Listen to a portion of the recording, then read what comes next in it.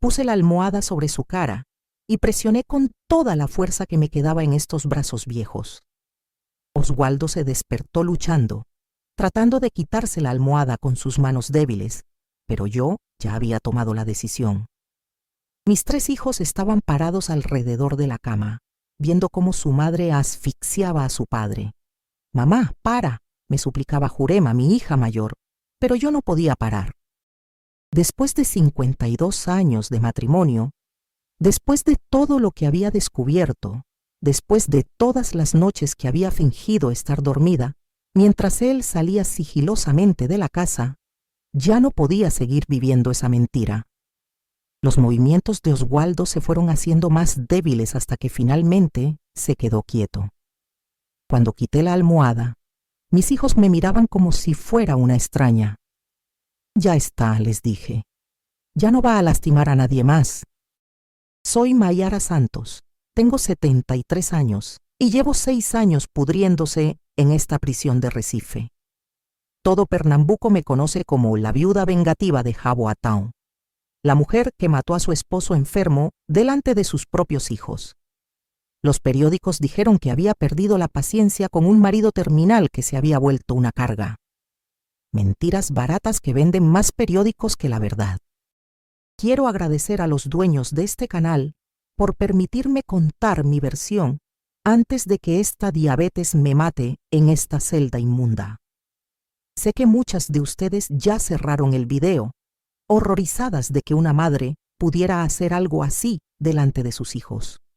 Otras me están juzgando sin conocer lo que realmente pasó en esa habitación. Pero algunas, las que han vivido matrimonios largos llenos de secretos, van a entender que lo que hice no fue crueldad, fue protección. Durante 52 años fui la esposa perfecta. Crié a 3 hijos, mantuve una casa impecable, cociné 3 comidas al día, nunca levanté la voz, nunca cuestioné las decisiones de Oswaldo. Él era mecánico, dueño de un taller próspero en el centro de Jaboatão. Yo era ama de casa, como correspondía a las mujeres de mi generación. Mis hijos me adoraban cuando eran pequeños. Jurema, la mayor, siempre pegada a mis faldas. Alcides, mi único varón, que me defendía cuando otros niños se burlaban de su madre anticuada. Y Neusa, mi bebé, que hasta los 15 años me pedía que le cantara para dormir. Éramos una familia normal, querido oyente. O eso creía yo.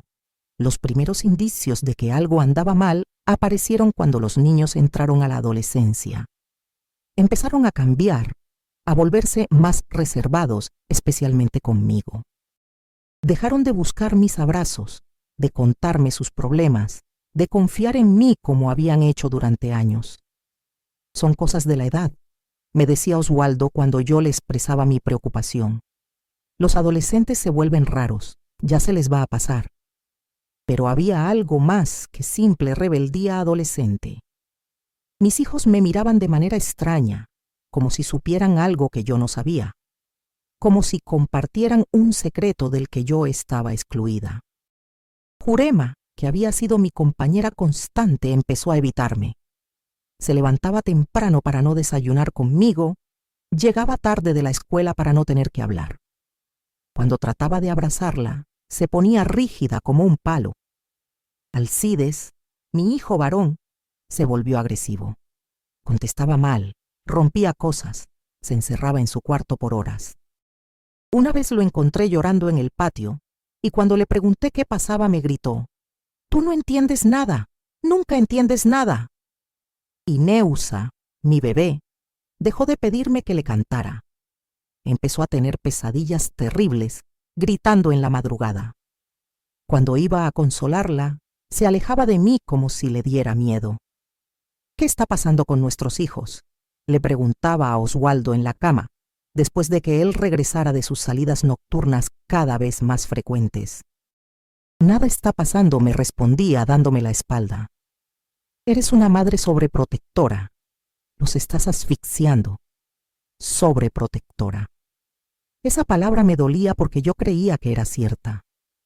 Pensaba que tal vez estaba siendo demasiado aprensiva, demasiado pegajosa con mis hijos.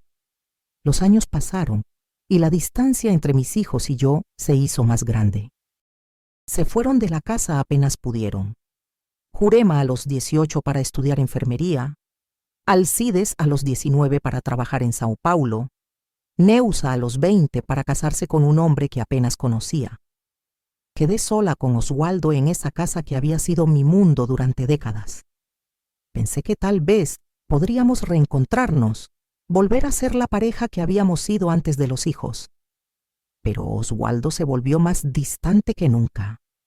Sus salidas nocturnas se hicieron más largas, más frecuentes. Decía que tenía que atender clientes especiales, que el negocio requería mucha dedicación. ¿Por qué no me llevas contigo alguna vez?, le pregunté una noche. Me gustaría conocer el taller por dentro, ver dónde trabajas. El taller no es lugar para mujeres, me respondió secamente. Tú quédate aquí ocupándote de la casa.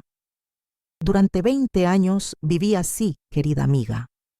Sola en una casa vacía, con un esposo que cada vez me trataba como un mueble más. Mis hijos me visitaban por cumplir. Hablaban conmigo lo mínimo necesario, se iban apenas podían. Hasta que Oswaldo se enfermó. Cáncer de próstata diagnosticado hace 2 años. Al principio era operable, tratable, pero él se negó a recibir tratamiento.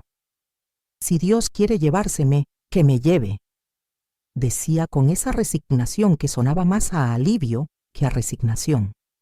Los últimos meses fueron terribles. Oswaldo se consumió hasta convertirse en un esqueleto con piel.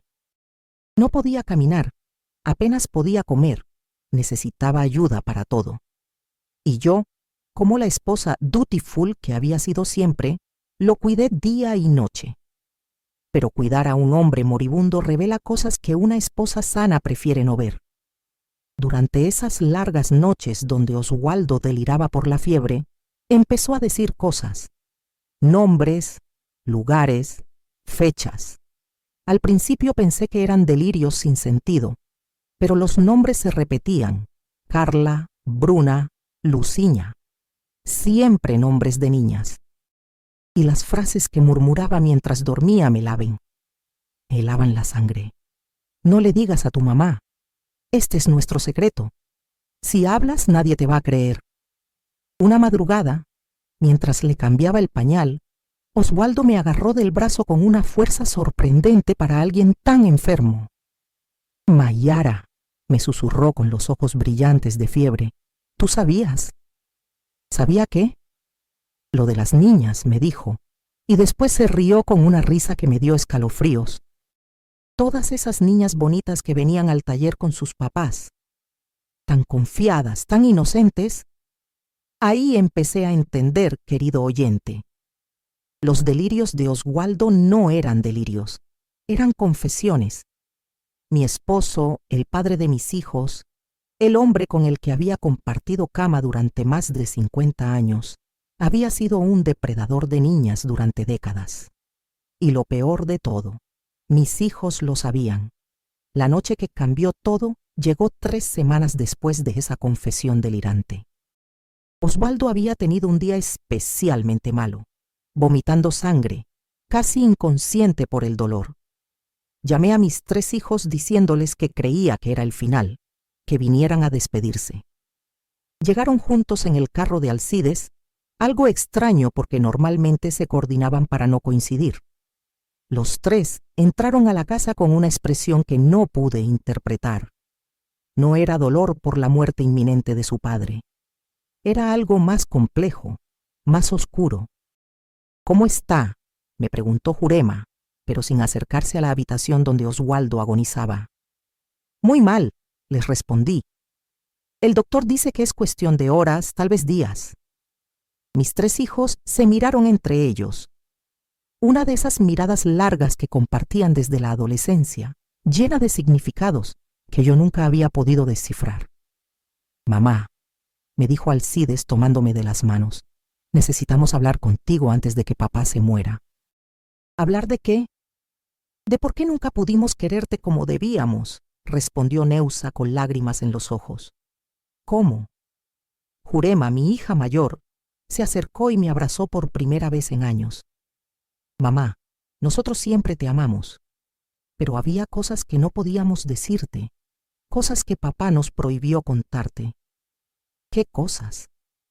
Los tres se sentaron frente a mí en la sala, como cuando eran pequeños y había que dar malas noticias. Pero esta vez eran ellos los que tenían algo que decirme. Papá nos tocaba, soltó Alcides de sopetón. A los tres, desde que éramos muy pequeños hasta que nos fuimos de la casa. Sentí que el mundo se me venía encima. ¿Qué estás diciendo? Nos hacía cosas, continuó Jurema temblando. Y nos decía que si te contábamos, tú te ibas a morir del susto, que te iba a dar un infarto y que sería nuestra culpa. Nos tenía aterrorizados, agregó Neusa. Decía que si hablábamos, él te iba a contar que éramos unos niños mentirosos y pervertidos, y que tú nos ibas a odiar para siempre. ¿Y por eso se alejaron de mí? Pregunté, empezando a desentender todo. No sabíamos cómo mirarte a la cara, me explicó Alcides. Te veíamos cocinar para él, cuidarlo, tratarlo como si fuera un hombre bueno, y nosotros sabíamos lo que realmente era. Nos daba rabia contigo por ser tan ciega. Pero no era tu culpa, se apresuró a decir Jurema. Ahora que somos adultos entendemos que tú no sabías nada, que él te engañó igual que nos engañó a nosotros. Pero cuando éramos niños te culpábamos, admitió Neusa. Pensábamos que las madres debían proteger a sus hijos de todo, incluso de sus propios padres. Y como tú no nos protegiste, creíamos que no nos amabas lo suficiente. Me quedé sentada en silencio, procesando 50 años de matrimonio bajo una luz completamente nueva. Todas las salidas nocturnas de Oswaldo. Su negativa a llevarme al taller. Su insistencia en que yo me quedara en casa mientras él trabajaba. Las niñas cuyos nombres murmuraba en sus delirios. ¿Había otras niñas? Pregunté con un hilo de voz. Mis hijos se miraron otra vez con esa complicidad dolorosa que habían desarrollado. Muchas, me respondió Alcides. Hijas de clientes que llevaban sus carros al taller.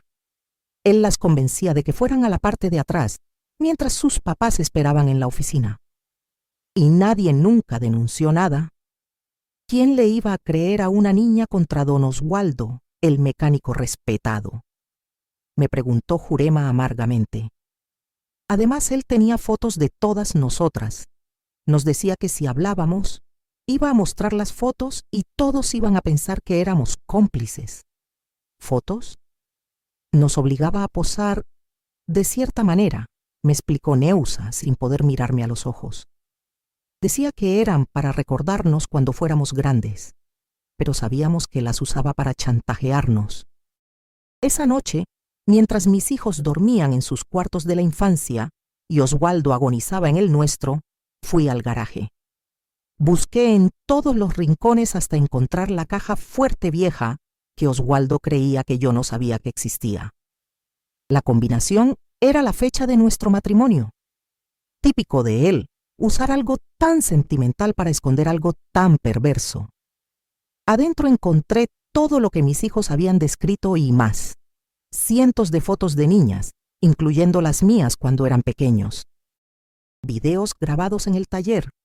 Listas con nombres, edades, direcciones. Un registro detallado de décadas de abuso infantil. Y también encontré dinero. Mucho dinero en efectivo que no podía explicarse con las ganancias normales de un taller mecánico. Dinero que sospechaba venía de algo mucho peor que el abuso, de vender ese material a otros depredadores. Regresé a la casa con las manos temblorosas y el corazón destrozado. 52 años de matrimonio con un monstruo. 52 años cuidando, amando, protegiendo a alguien que había destrozado a mis propios hijos bajo mi propio techo. A las 5 de la mañana, Oswaldo se despertó pidiendo agua. Lo encontré consciente por primera vez en días, con los ojos claros y la mirada alerta. ¿Dónde están los niños?, me preguntó. Durmiendo, le respondí. Qué bueno que vinieron, me dijo con una sonrisa débil. Siempre fueron tan obedientes, tan buenos niños. Nunca me dieron problemas. Nunca le dieron problemas. Ese monstruo creía que el silencio aterrorizado de sus víctimas era obediencia. Oswaldo, le dije, sentándome en la silla junto a la cama. Los niños me contaron todo. Su expresión cambió inmediatamente. La sonrisa desapareció y sus ojos se volvieron fríos, calculadores. ¿Qué te contaron? Todo. Lo que les hacías, las fotos, las otras niñas. Oswaldo me miró en silencio por un momento largo. Después se rió, esa misma risa escalofriante que había escuchado en sus delirios. ¿Y qué vas a hacer al respecto?, me preguntó. ¿Llamar a la policía? ¿Arruinar el nombre de nuestra familia? ¿Destruir la reputación de tus propios hijos? ¿Mi reputación?, repetí, sin poder creer lo que escuchaba. Por supuesto, me respondió con una sonrisa cruel. ¿Crees que la gente va a creer que la esposa no sabía nada? ¿Que durante 50 años nunca sospechaste que tu esposo se cogía a tus propios hijos en la habitación de al lado? Tenía razón y lo sabía.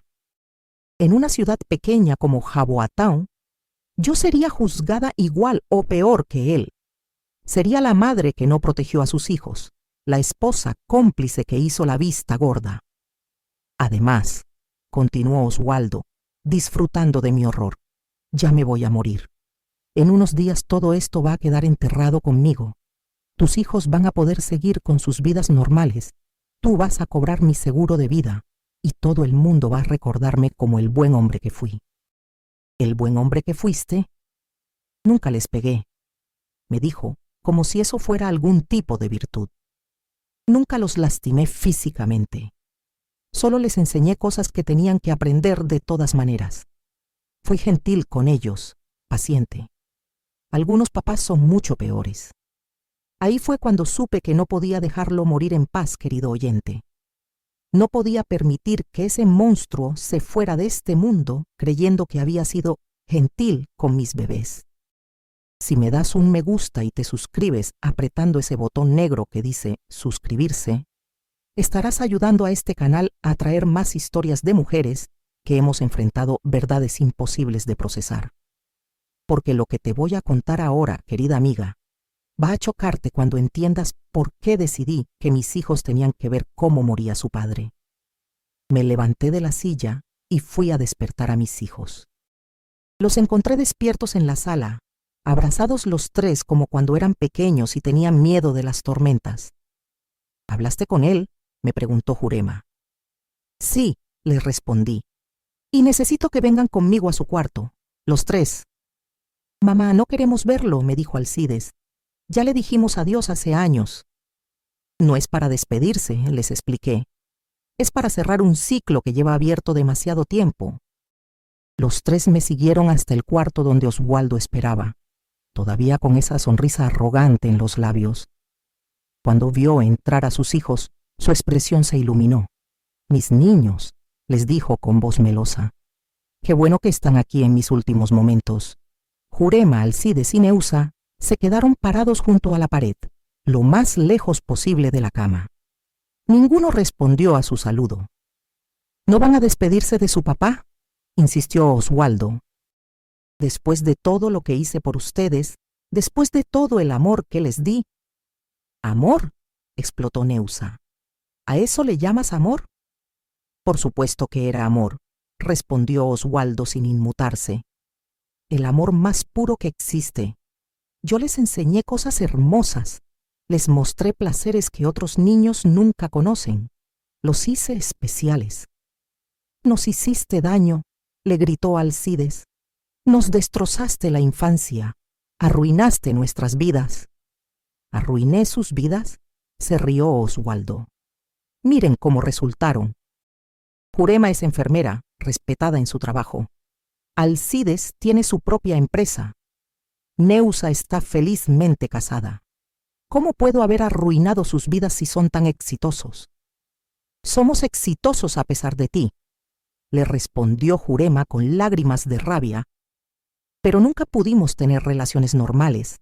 Nunca pudimos confiar en nadie completamente. Llevamos tu veneno adentro todos los días de nuestras vidas. Exagerados, murmuró Oswaldo. Siempre fueron muy dramáticos. Ahí fue cuando tomé la almohada de mi lado de la cama y me acerqué a él. ¿Qué haces, Mayara?, me preguntó perdiendo la sonrisa. Lo que debí hacer hace 30 años cuando empezaste a tocar a mis bebés, le respondí. Puse la almohada sobre su cara y presioné con toda la fuerza que me quedaba en estos brazos viejos. Oswaldo se despertó luchando, tratando de quitarse la almohada con sus manos débiles, pero el cáncer lo había dejado sin fuerzas. «Mamá, para», me suplicaba Jurema, pero su voz sonaba más aliviada que horrorizada. «¿Estás segura de esto?», me preguntó Alcides. «Nunca he estado más segura de nada en mi vida», les respondí sin dejar de presionar. Los movimientos de Oswaldo se fueron haciendo más débiles. Sus piernas dejaron de patear bajo las sábanas. Sus manos cayeron a los lados de la cama. «¿Por qué quieres que lo veamos?», me preguntó Neusa. «Porque necesitan ver que ya no puede lastimarlos más», les expliqué mientras seguía presionando. «Necesitan ver que el monstruo está muriendo, que nunca más va a tener poder sobre ustedes». Oswaldo hizo un último movimiento desesperado, tratando de empujarme, pero ya era demasiado tarde. Su cuerpo se relajó completamente y dejó de respirar. Cuando quité la almohada, mis hijos me miraban con una mezcla de shock y alivio. «Ya está», les dije. «Ya no va a lastimar a nadie más». Jurema fue la primera en acercarse a la cama. Tocó el pulso de su padre para confirmar que estaba muerto, usando sus conocimientos de enfermera. «Se acabó», susurró, y por primera vez en años vi paz en su rostro. Alcides se acercó después, mirando el cuerpo inmóvil de Oswaldo. «¿Realmente está muerto?» «Completamente», confirmó Jurema. Neusa, mi bebé, se acercó al final. Miró a su padre muerto por un momento largo y después me abrazó. «Gracias, mamá», me susurró al oído. «Gracias por protegernos al final».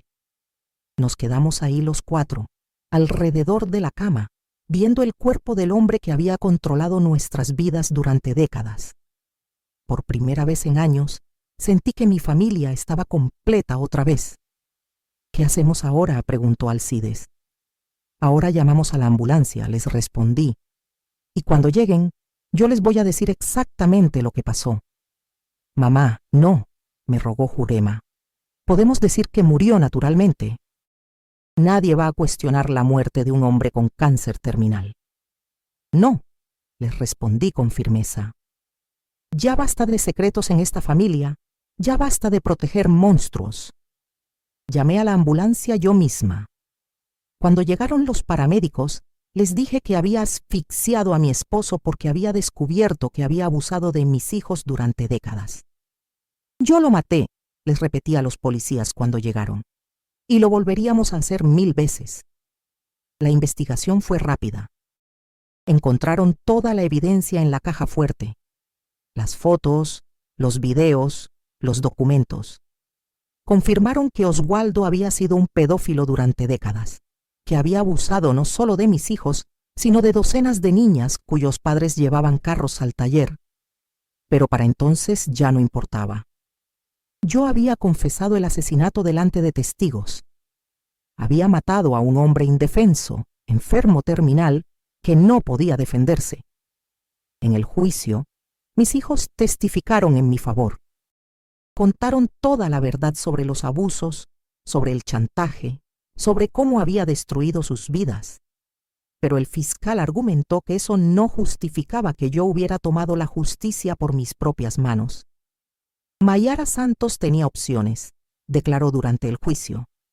Podía haber llamado a la policía, podía haber buscado ayuda profesional. En lugar de eso, eligió ser juez, jurado y verdugo. Me condenaron a 12 años de prisión por homicidio. El juez dijo que entendía mis motivos, pero que no podía permitir que la gente matara parientes por venganza, sin importar cuán justificada fuera la rabia. La señora Santos actuó por amor maternal, declaró en la sentencia, pero el amor no está por encima de la ley. Pero yo sé que hice lo correcto, querido oyente. En los 6 años que llevo presa, mis hijos me visitan cada semana. Por primera vez en décadas, tenemos conversaciones reales. Se ríen conmigo, me abrazan, me dicen que me aman. Jurema dejó de tener pesadillas. Alcides pudo finalmente casarse y tener hijos. Neusa está en terapia trabajando en sanar las heridas que su padre le dejó. ¿Te arrepientes de haberlo matado?, me preguntó Neusa en su última visita. Jamás, le respondí. Mi único arrepentimiento es no haber sido lo suficientemente fuerte para protegerlos cuando eran pequeños. No era tu culpa, mamá, me dijo Jurema. Tú no sabías. Pero yo debí haber sabido, querida amiga. Las señales estaban ahí. Mis hijos alejándose de mí, sus cambios de personalidad, sus miedos inexplicables. Una buena madre habría investigado, habría hecho preguntas difíciles, habría protegido a sus bebés. En lugar de eso, viví 50 años en la ignorancia, cocinando para un monstruo, durmiendo junto a un depredador, permitiendo que lastimara a mis propios hijos bajo mi propio techo. La decisión de asfixiar a Oswaldo delante de mis hijos fue la más importante de mi vida. No solo porque puso fin a décadas de secretos familiares, sino porque les demostró que su madre finalmente había despertado, que estaba dispuesta a protegerlos, aunque fuera tarde. ¿Debía haberlo hecho diferente? Tal vez. Podía haber esperado a que muriera naturalmente del cáncer. Podía haber llamado a la policía y dejado que la justicia siguiera su curso, pero Oswaldo habría muerto creyendo que era víctima de hijos malagradecidos. Habría muerto en paz, convencido de que su amor hacia ellos había sido genuino. Y mis hijos habrían pasado el resto de sus vidas sabiendo que su madre nunca hizo nada para vengar el daño que les habían causado. Al matarlo delante de ellos, les di algo que llevaban 30 años esperando: la confirmación de que su madre los amaba más que a su esposo, que cuando finalmente conocí la verdad, elegí protegerlos a ellos por encima de todo. Esa decisión marcó el resto de mi existencia, es cierto. Me costó mi libertad, mi reputación, mi vejez tranquila, pero me devolvió algo mucho más valioso: el amor de mis hijos. Ahora duermo tranquila sabiendo que Oswaldo ya no puede lastimar a ningún niño más, que sus víctimas pueden vivir en paz sabiendo que el monstruo está muerto, que mis hijos finalmente tienen una madre que los protege, aunque sea desde una celda de prisión. La justicia puede ser ciega, querido oyente, pero el amor maternal ve todo. Y cuando finalmente abre los ojos, no hay fuerza en el mundo que pueda detenerlo. Gracias por escucharme hasta el final, querida amiga. Si este relato te conmovió, dame un me gusta y suscríbete. Así ayudas a que este canal siga dando voz a mujeres que hemos tomado decisiones imposibles por amor a nuestros hijos. Déjame en los comentarios si has enfrentado secretos familiares similares, si has tenido que elegir entre la paz y la verdad. Perdóname si este video fue muy duro, pero hay historias que no se pueden contar a medias. Perdóname si a veces me confundo. Son recuerdos dolorosos que preferiría olvidar, pero que necesito compartir. Perdóname, pero necesitaba que alguien supiera que no todas las madres que matan lo hacen por maldad. Gracias por acompañarme en esta confesión. Y recuerda, nunca es demasiado tarde para proteger a los que amas, aunque el mundo entero te juzgue por hacerlo.